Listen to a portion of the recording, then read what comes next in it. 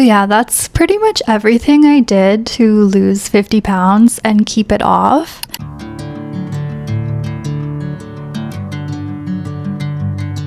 So in this video, I want to talk about how I lost 50 pounds and if I had to go through a weight loss journey again, what I would do.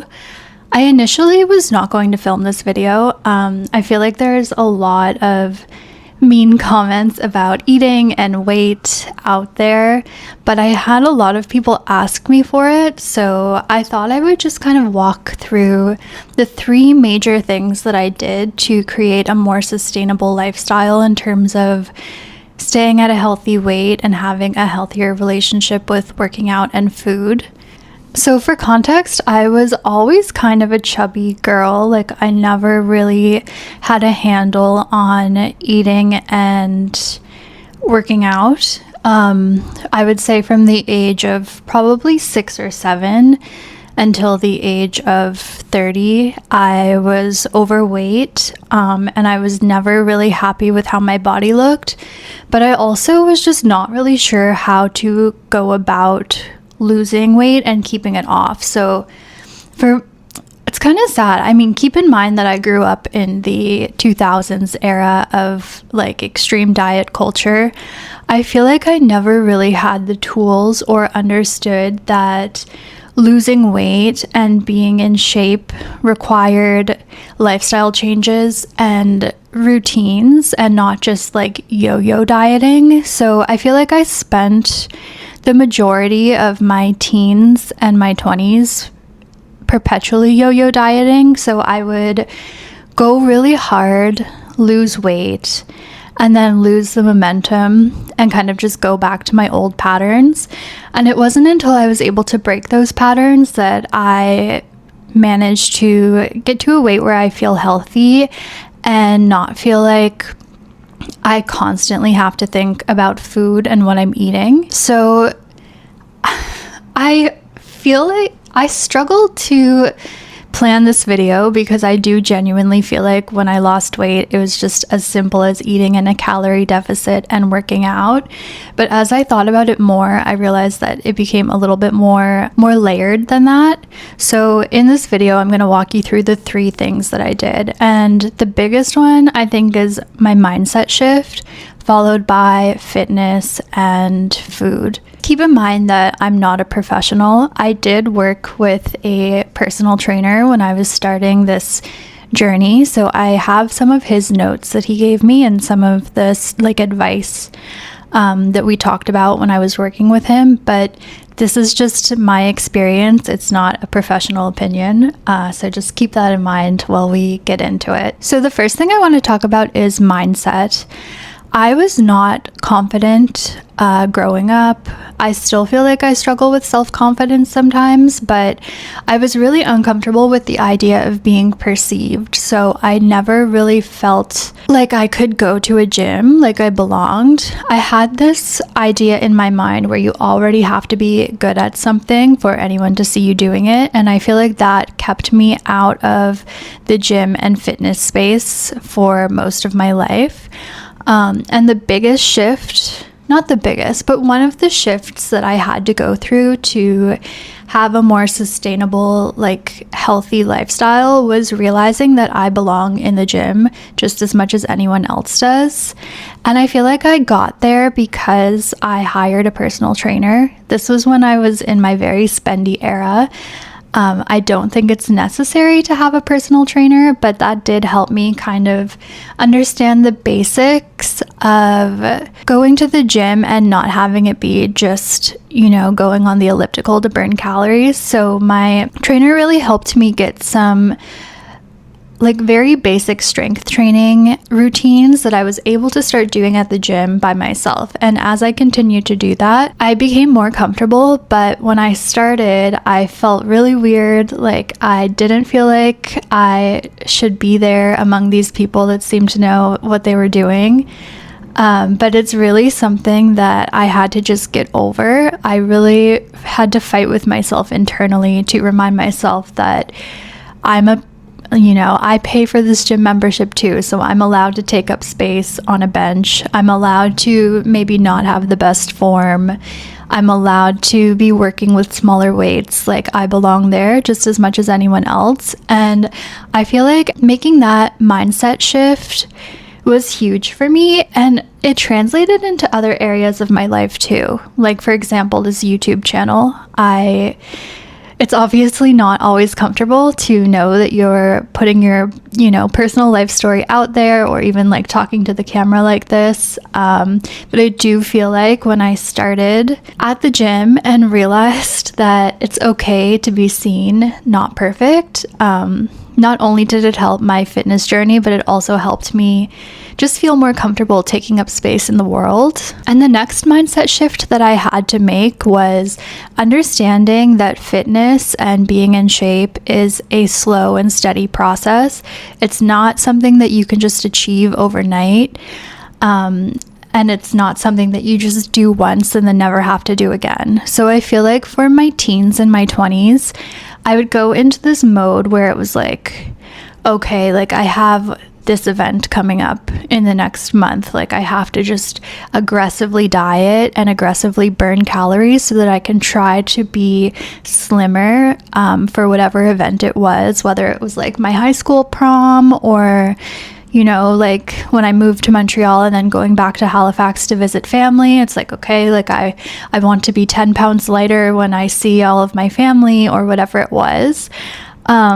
But it really requires you to stop the yo-yo dieting, stop trying things and then stopping if you don't see immediate results, and instead making more sustainable choices that you can implement into your lifestyle and just know that you will have to do it, or that you get to do it moving forward. So it's like, yes, I lost 50 pounds, but it probably took 2 years for me to get to that place.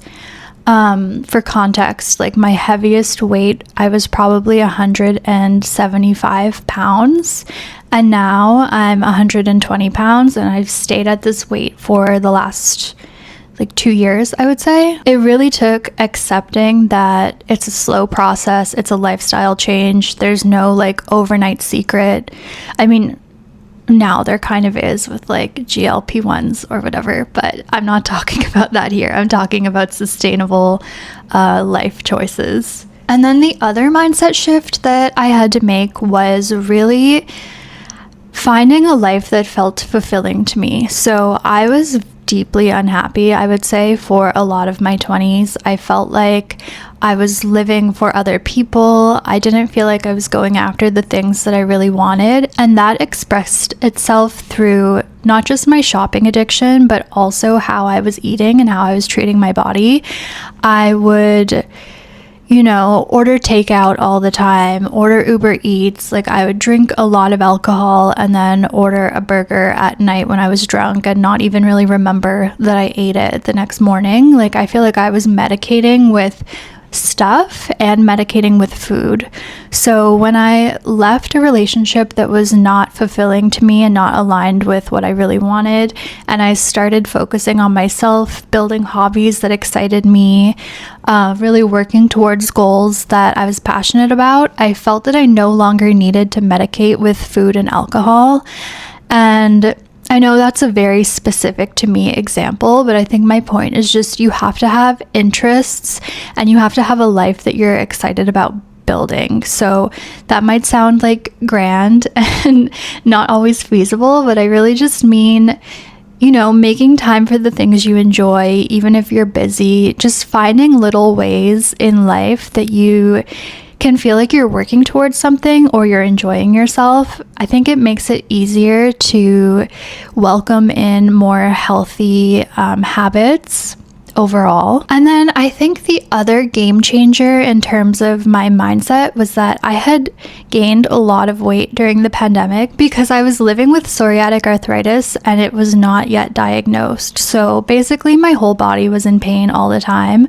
I couldn't even walk around my block because it hurt too bad. So I was not really moving that much and I was just eating to kind of soothe my feelings. So I gained a lot of weight then, and when I finally went to a rheumatologist, got diagnosed, went on medication and started feeling better. This sounds so cheesy, but I realized that having an able body was such a gift, and it was a gift that I didn't want to waste by just living a stagnant, sedentary lifestyle. So I do feel like realizing that, or like living through a time where my body was working against me, made me realize that it's just such a gift to be able to move your body, and you should really be taking care of it the best that you can. And I feel like even now, so I was diagnosed over 3 years ago, and even now, like every time I'm able to go to the gym, every time I'm able to go for a long walk, I feel really grateful for that.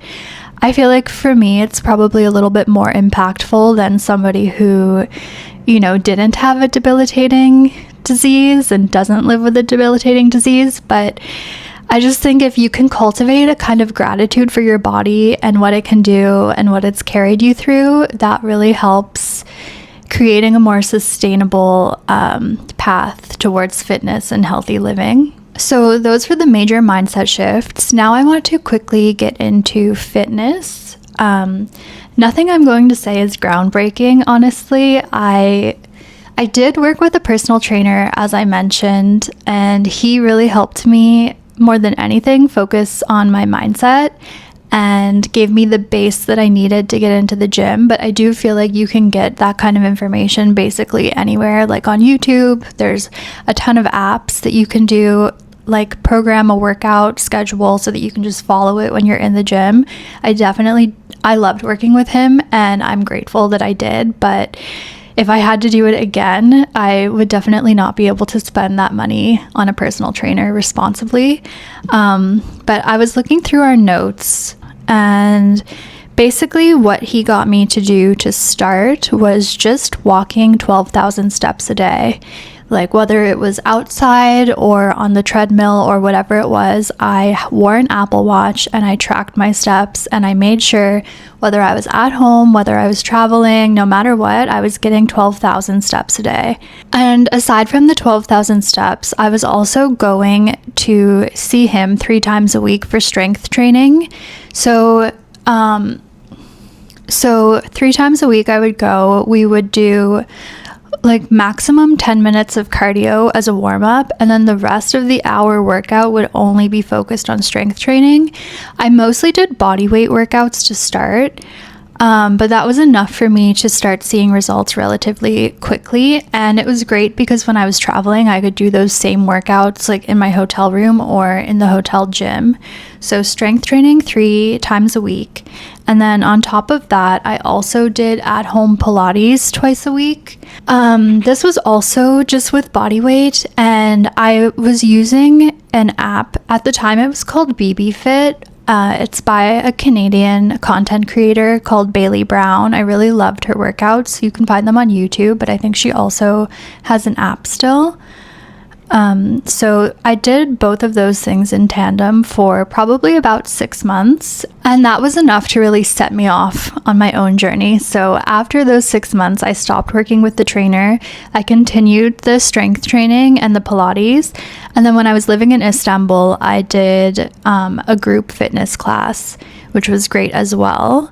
I feel like when you're trying to lose weight and build muscle, the most important thing is consistency. So whether it's a group training class where the people around you keep you motivated, or if you're self-motivated and can do bodyweight workouts at home, the point is that you don't just try it for 2 weeks and then stop if you're not seeing results. Like, I really stuck to this plan for multiple years, and I'm still not the most muscular person, but it's because I don't know. I'm realistic about my lifestyle, and I don't feel the need to have like really big muscles as long as I feel healthy, and I do.